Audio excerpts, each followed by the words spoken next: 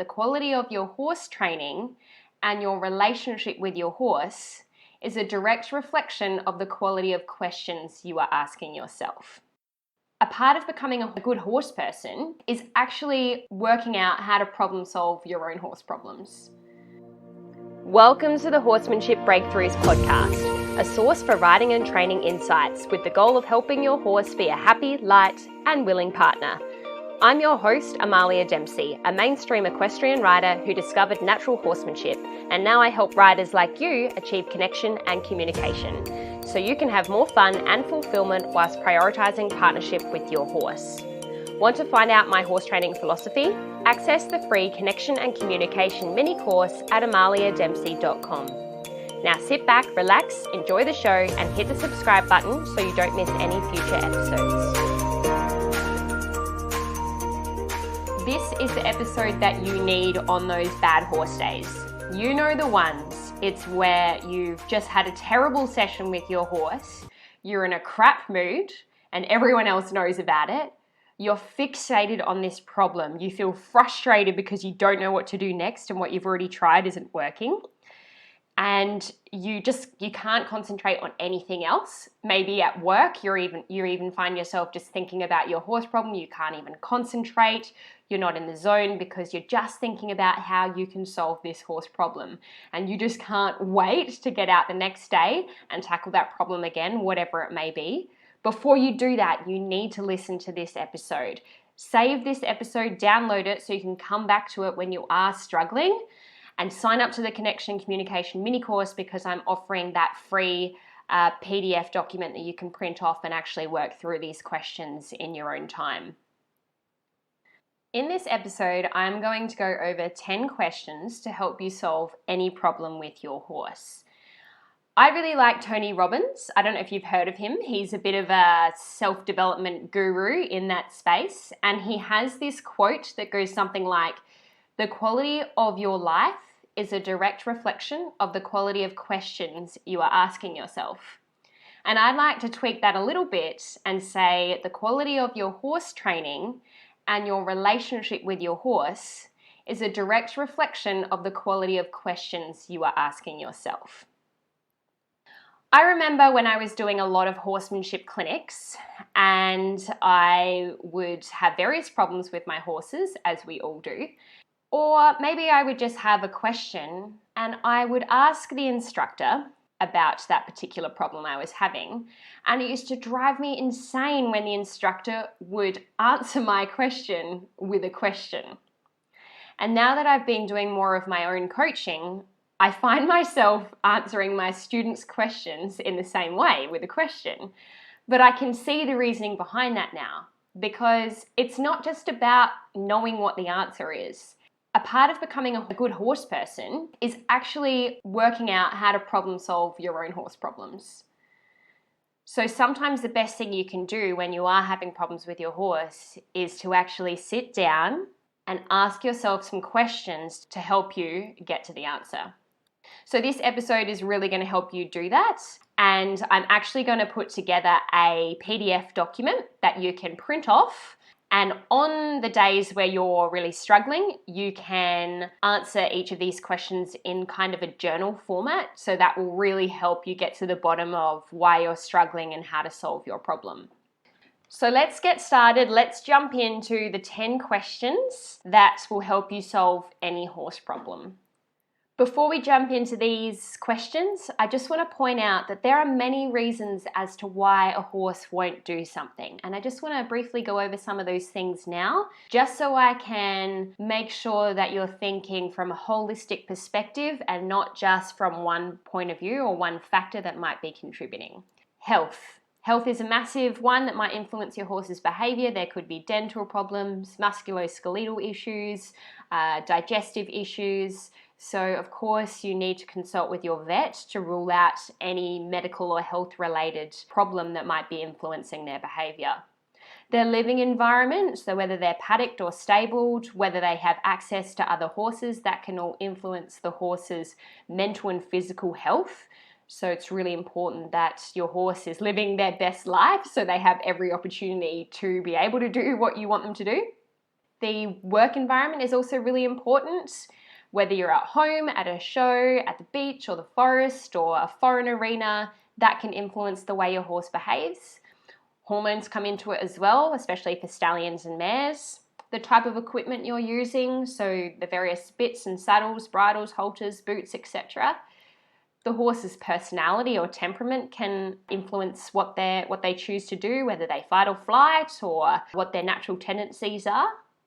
Their previous experience, so whether they've had a good or bad experience with whatever it is you're trying to get the horse to do, whether that be load onto a float or go over a jump.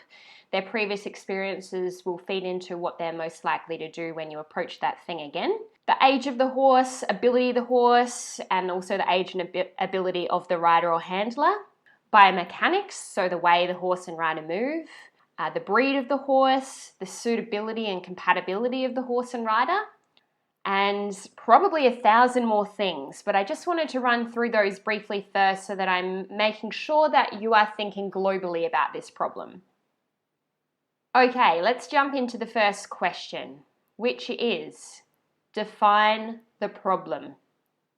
This is a really good place to start because so many times when I go to a lesson, I ask the student, okay, so what are you struggling with? What's the problem? And for about 5 or 10 minutes, they will talk and talk and talk. And I'm getting more and more confused as to exactly what the problem is here. And if you can't clearly articulate what the problem is, then how are you going to find a simple solution for that? And also, how is your horse supposed to know what to do if you don't really even know what's going right or wrong?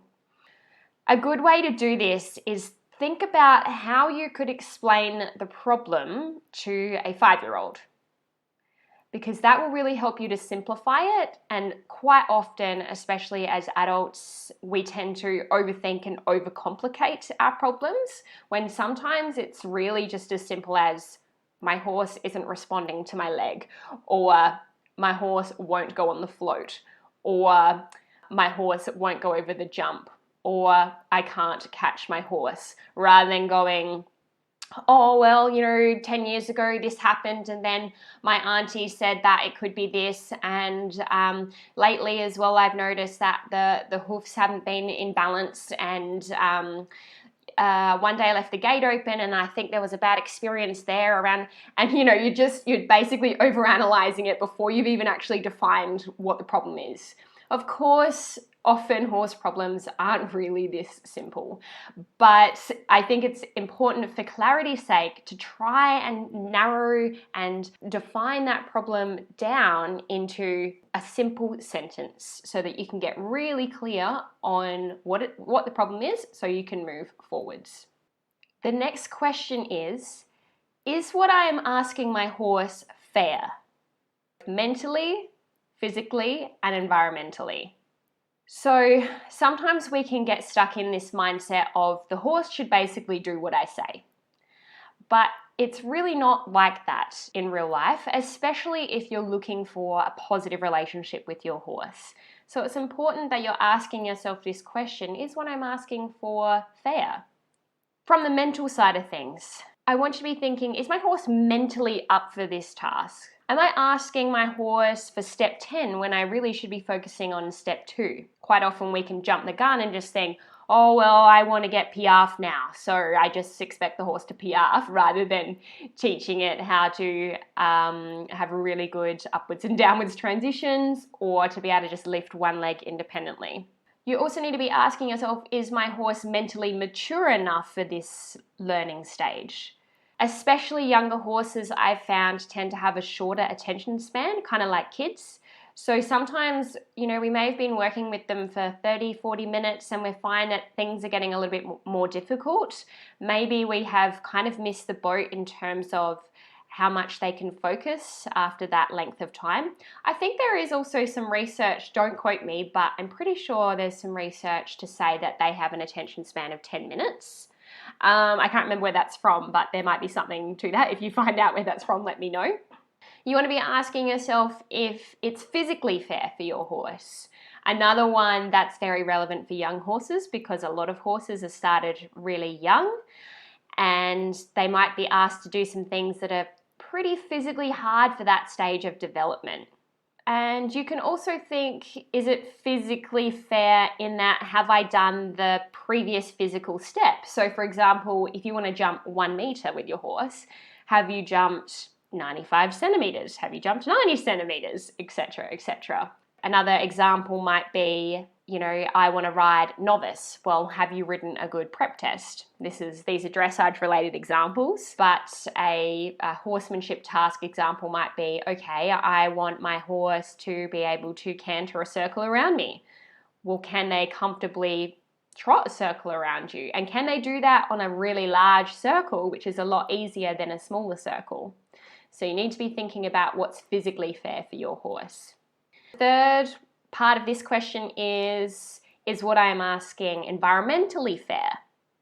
So you need to think about the surface. Dressage people are great at that, but you need to think, is my arena sand too deep? Is it really hard to run through this, to work through this? Is it too hard? Some surfaces can be really quite hard and harsh on their hooves, especially if your horse is barefoot, that's going to be more of a struggle. And a good way to test the surface is to try and run on it yourself. Because if you can't easily run on it, your horse is going to have a hard time as well.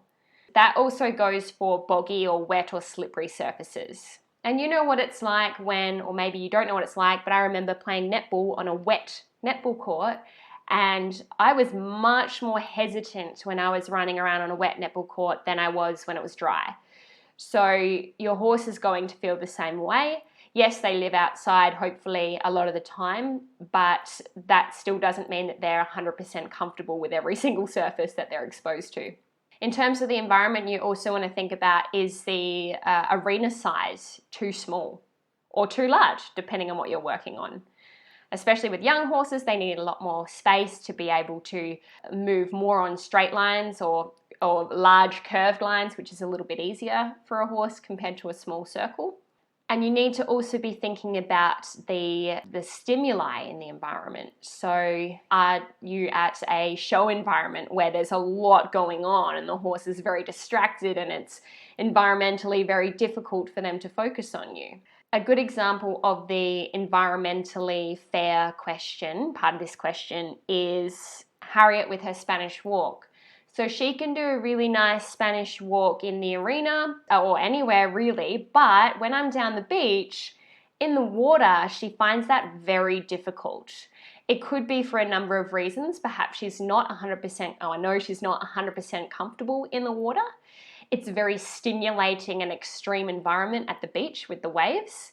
And so for her to focus on what she needs to organize in order to do the Spanish walk is just simply too much for her at this point in her training to do the Spanish walk successfully in the water. So hopefully this question will help you realize whether what you're asking your horse is fair or not. The third question is it clear where the pressure is and where the release is? Now, most of us use pressure and release when we're training and riding horses. Personally, I use combined reinforcement, which is where you use pressure, release, and reward. So I do use treats in my training, but I'm not saying you definitely have to. I just think my horses tend to put in a little bit more effort if they know that they're going to get paid for it in a way. I know that it's not suitable for every horse. I also know that there are people that only do positive reinforcement and don't agree with pressure and release or what's called negative reinforcement at all. I'm not judging any one particular style. This is what I do with my horses. I'm honestly just trying my best, and I hope you are as well. And what's worked so far for me is pressure, release, and reward. So that's what I'm going to talk about here. The other thing I want to mention about using pressure and release is I try only to use enough pressure to motivate the horse to try and find an answer rather than escalating the pressure. I will escalate the pressure if I need to, if the horse simply isn't even kind of trying to find an answer, as in they're almost desensitized to that pressure, which is a shame. But I ideally would only use light pressure to the point where the horse is trying to search for whatever the answer is, and they're doing so in a calm way. So I don't want to be applying a pressure to a horse that's super worried or freaked out or just tipping over the edge.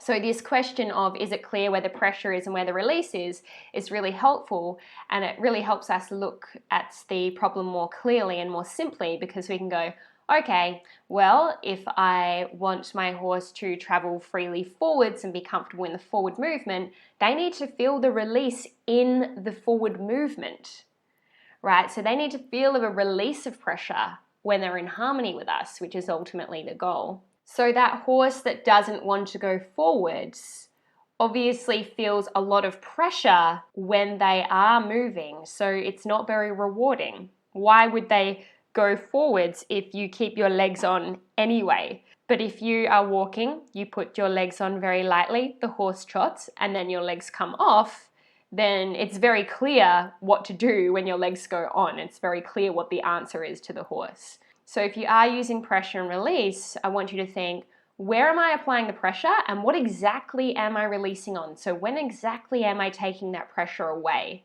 So hopefully that will be a lot more clear for your horse.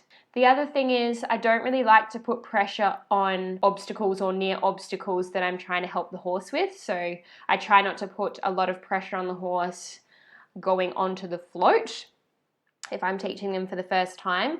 So the pressure needs to be away from where you want them to be, and you provide them the release at the object that you're trying to help them go towards. I've got a lot of ideas around helping your horse get confidence with scary objects, which I'll leave for another episode. The fourth question is, what's in it for my horse? So when you think about it, really, why would your horse want to do anything that you want them to do? I think ultimately they just want to be in the paddock, resting with their buddies, doing not much. And yes, sure, I think a lot of the things that we do are playful and stimulating for the horse, but when it comes to problems where you might be in a sticky spot, you need to be thinking, really, what's in it for my horse with this particular problem? And usually that comes in the way of release and reward. So the release of pressure and the reward might be treats, scratches, anything that your horse likes. And you might have various types of rewards that you use. So you might have some hay pellets for a really basic reward, or you might have some licorice or some carrots or something that your horse absolutely loves for something amazing, for a really good reward for whatever he or she has done. I also think in the form of a release, giving your horse a break is a really good incentive. So if your horse knows that it's kind of tit for tat, so he puts in a little bit of effort and then you allow him to have a break, then I think he's more likely to go, okay, there's something in it for me at the end of this. I mean, who knows if they actually think like that, but I found that works for me if I don't overdo it and I allow my horse to have a lot of downtime. Question 5 is, am I asking too much or too little? So the second part of that question probably surprises you, but sometimes I have found that I am repeating the same mundane tasks that are really not that interesting or provocative anymore. So the horse is getting a little bit bored and therefore a little bit dull and perhaps thinking, what's the point of this? We've gone over this so many times. But on the flip side, you might be asking too much, like you're expecting too much. It's too scary, it's too confusing, or it's too much of a leap in terms of where that horse is at. This really depends on what you are doing, of course. You don't want to go, oh, well, Amalia said I might be asking too little with going over jumps. I need to go and do 1.20 meters now, even though I've only done 80 centimeters. Please don't do that. Definitely make sure whatever you do, you're increasing in small increments. But it's important that you try new things from time to time to keep your horse stimulated and you're not finding yourself just going through the motions and running through the same things over and over, which can be really demotivating for anyone, to be honest. I think a certain amount of routine is important, and you do need certain tasks that you check in with every now and then, so your basic yields and things like that. But I think variety is also very important. So if it's not fair, it's probably asking too much. The 6th question is, how can I break down this into teeny tiny steps? I like to use the analogy of a child learning how to write for this question. So when a child learns to write, they start off, well, before they even start writing letters, they need to learn how to hold a pen or a pencil or crayon or whatever it is. and learn how to just squiggle anywhere. So they're just trying to do anything at the start. And at that stage, the parent wouldn't go, oh my goodness, you can't even write your name yet, like you're useless. Like, no, that we would reward that first squiggle on a piece of paper and think it's absolutely amazing. You've probably heard parents say this themselves, like, oh, little Johnny, he drew a scribble on a piece of paper today and it's on the wall, it's on the fridge, and the whole family knows about it. And you're thinking, yeah, that's great. But in a way, you need to be like that with your horse, especially when you're teaching something new, because the very first little glimpse of what that looks like is exactly what you need to reward. So the child goes from scribbling to making shapes to then perhaps writing one letter and then learning how to write various letters. And then learning how to write, I'm probably skipping a few steps even here. I'm not a primary school teacher, but then they will learn to write their name on a line. But it will be all over that line. It definitely won't be exactly where it needs to be. And that's okay to begin with. And then eventually that child will refine that down to being able to write their name between the lines really neatly, which will go on to other words, which will go on to sentences, which will go on to paragraphs, essays, etc., etc. So it gets more and more refined and sophisticated as that child learns, and it's exactly the same with your horses. But unfortunately, a lot of horses don't really get the chance to have those baby steps first. I try not to layer too many criteria all at once. Can you imagine if we said to that young toddler that was learning to scribble for the first time, oh no, you're doing it wrong, this is not an essay. Like you just can't expect that yet. It's just not possible for that child to do that.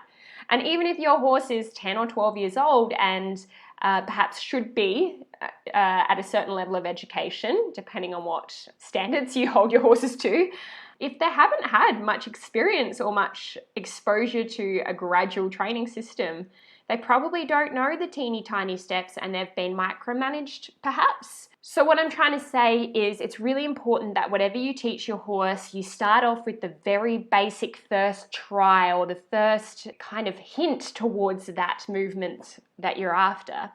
And then you gradually build and refine that.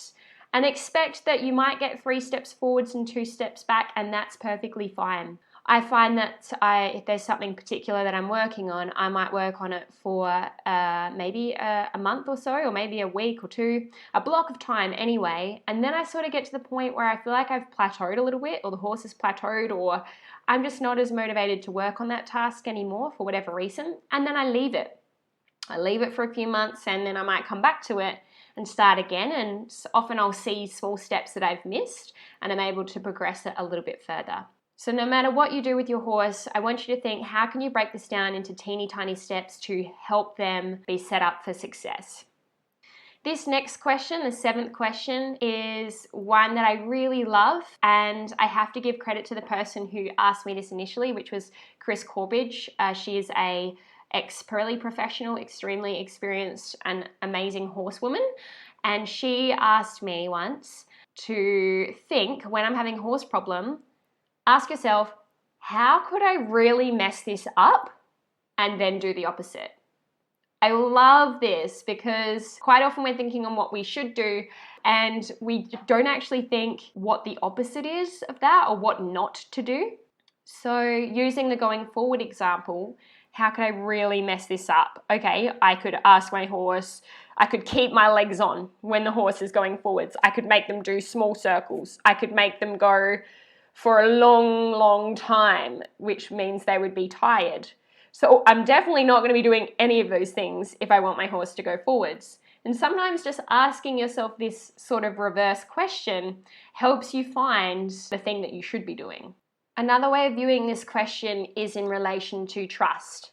So how could I really mess up my trust with the horse in this situation and then do the opposite? So for example, it could be forcing your horse to do something, which is pretty easy. And like a lot of people resort to that, but that would really mess up your trust. It takes a long time to build trust and not much to knock it down. So you really don't want to be going into zones or doing techniques and things that you feel like could be leading your horse to mistrust you, like putting on excessive amounts of pressure or disrespecting your horse's thresholds, or when they tell you that they're not comfortable with something and just pushing past that. The eighth question is, how can I make this fun for my horse? Horses are supposed to be fun. For some reason, it gets a little bit serious along your horse journey, especially when you start competing, and we forget that it should really be fun for both of us. And I remember a little while ago, I was struggling with forward with my horse Beauty. And often when I'm struggling with a particular problem, I'll ask my non-horsey husband, because surprisingly, someone who's not actually involved in the industry, in the sport or horses or whatever you want to call it, they actually have some quite profound insights sometimes. It's kind of like, I guess, talking to someone who's completely removed from the situation and they can see it much more clearly from the outside. So I asked Daniel one day, I'm really struggling to get Beauty forward, and he didn't really understand what forward was, so I explained that. And I just don't know what to do. And he said, well, what does she like doing? And I was just like, oh yeah, that's really smart. So think about what your horse actually likes and incorporate more of that, so that then they're more likely to do whatever it is that you're asking if they're enjoying themselves. So maybe your horse likes going on trail rides or likes jumping, which both of those things are really good to help with forward movement. Just because you're on a trail ride doesn't mean you can't incorporate a task that you might be working on. Like you might work on leg yields on the trail, or you might work on backups or hindquarter yields or something when you're out on the trail. And sometimes just getting out into a different environment helps you both be in a different mindset. Maybe your horse would find the task more enjoyable if there was another horse around. Maybe he's so isolated from other horses when you are training him that he's more motivated in thinking about going back to the other horses, that he finds the task you're working on kind of less interesting than his ambition to get back to the other horses. And a lot of the time I find that when horses are together or following each other, it helps to build confidence. So think about how if your horse likes to be around other horses, how you could get another horse involved in the task. Another way to look at this question is, how can I make this more fun for myself? Because if you're having more fun, then your horse is going to feel that energy. One of the things I really like to do is listen to some music. It really changes my attitude and my headspace when I'm listening to some nice music when I'm training the horses. And the other thing is, I really enjoy jumping. I really enjoy trail rides. I love riding in big open paddocks. So I try and do as much of that as possible so my horse feels that fun, creative energy from me too. The ninth question is, where am I overcomplicating this? Or where am I making this more difficult? We are masters of making things more complicated than they actually are. And sometimes we can get so stuck in our heads that our horse problems just seem impossible. Be perfectly honest with yourself here. Where are you making this harder for yourself by overcomplicating it? If it's complex for you, it's going to be impossible for your horse. And there's a saying that goes, horse training is simple, but it's not easy. So how can you make this problem more simple? How can you make it easier for yourself by taking out some of the overcomplication and the overthinking? Plus, do you really want to be that way anyway? One of the things I talk about with horse people and in horse lessons is be how you want to be with your horses now. Don't wait until you're doing Grand Prix dressage for you to give yourself permission to be happy with your horse. Be happy and light and playful with your horse now, and that's going to filter through your whole entire horsemanship journey. If you don't want to be an overthinker or an overcomplicator, notice when you're doing those things and stop yourself in that moment and say, okay, I'm overcomplicating this. Go back to that first question, how would I explain this problem to a 5-year-old? Or how would I explain this problem in one sentence? I don't want to be that overthinker, that overcomplicating person. I want to be simple and clear, and if you have a lot of clarity, you're going to be a better leader for your horse. So be honest with yourself, where are you overcomplicating this? Question 10, and in the process of making this podcast, I've actually thought of 2 other extra questions, so I'm going to give you 2 bonus questions, so stick around after this 10th question. The 10th question is, how could I be more lighthearted about this? It's sort of related to the previous one in that, you don't want to be that overcomplicated, overthinking, kind of negative Nelly. But you want to be lighthearted and happy-go-lucky in a way with your problems. And I find that this attitude is really important to bring to your horse, because as soon as you become tight and bracy, the horse feels that predatory nature inside of you and kind of braces up against you, and you're less likely to get done what your goal is. So basically this comes down to your mindset and your attitude towards your horse training. How can you be a little bit more lighthearted? I want you to think, how would you feel if this problem was already solved? How can you embody that now? It's almost in a way kind of manifesting. So act as if you've already achieved that thing and you will get that thing, so to speak. Imagine your horse is already perfect. Expect them to be the way that you ultimately desire. And don't carry that brace or doubt or worry from yesterday's problems, but expect a new day, a fresh start, and don't bring any of that brace or worry or tightness to your sessions. The past doesn't have to be your future. One way I look at my horses and my horse training is, and in fact I'm always reminded of this when I hop on a new horse and I have no expectations, like the horse could do anything. And I actually ride better because it's more of a conversation and I'm constantly analyzing and responding to the horse rather than just expecting. So I try and ride my own horses like that. Like I think, okay, let's see what happens today. Rather than having that real kind of boss attitude where it's like, do what I say. That's not how I want to ride my horses. I want it to be a two-way street. I want it to be comfortable for both of us and enjoyable for both of us. So bringing that light-hearted and curious nature to your horse every day will help you achieve that. I think it's really good to have goals, and I'm a very ambitious person, but sometimes having these high expectations can make us a little bit more serious and a little bit more bracy and a little bit more disappointed when things don't go to plan. So I have learned to go much more with the flow and try not to judge things as necessarily good or bad, but just see them for what they are, not worse or better than they are, and kind of pivoting as I need rather than going, oh, that didn't go as expected, and getting frustrated. And at the end of the day, you need to be able to laugh at yourself and your horse. I can think of an example. Even yesterday, I was sort of struggling a little bit with right canter transitions for some reason. And then I worked through the problem. We got the canter transitions really good. And then I'd just be trotting around and Harriet would just decide to go into right canter without me even asking, because she's like, I know what the answer is. And I just started laughing. I just thought that is so funny, because at the start of the session, she was like, I don't want to do right canter. And at the end, she's like, here you go. So I think thinking about yourself in the future is probably going to laugh at the problems that you're going through now. So try and embrace that lighthearted, playful and laughing nature now, and your horse is going to like the way you are a lot better being that way anyway. Okay, the bonus 11th question is, where else is this showing up? Because often problems that occur when we're riding are happening in other places as well. So for example, if your horse is heavy on your hands, so heavy on your reins, they're probably also heavy on the halter, on the lead rope on the ground. Or maybe your horse is really worried when you're riding, and he could be showing you that he's actually a little bit worried when he's 10 meters away from the paddock and you haven't dealt with it there, so the anxiousness is amplified when you're riding. One of the things I like to say to my students is, fix the problem when it's a 1 out of 10 before it becomes a 10 out of 10 and it's way harder to fix. So be really honest with yourself. This particular problem, when you're riding or float training or doing groundwork, where else is this showing up that you can address that same problem?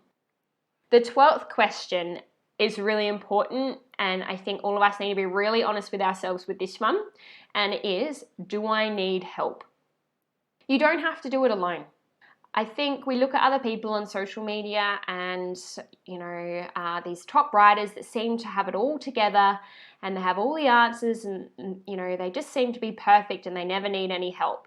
Well, that's pretty crap, basically, because everyone needs help sometimes. Every single person goes through their own horse problems and everyone needs help at some stage, if not all the stages. And help comes in various forms. It could just be getting inspiration online.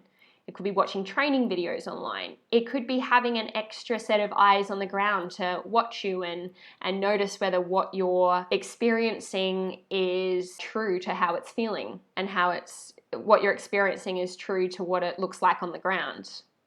Sometimes just having an extra set of eyes on the ground helps with your confidence as well.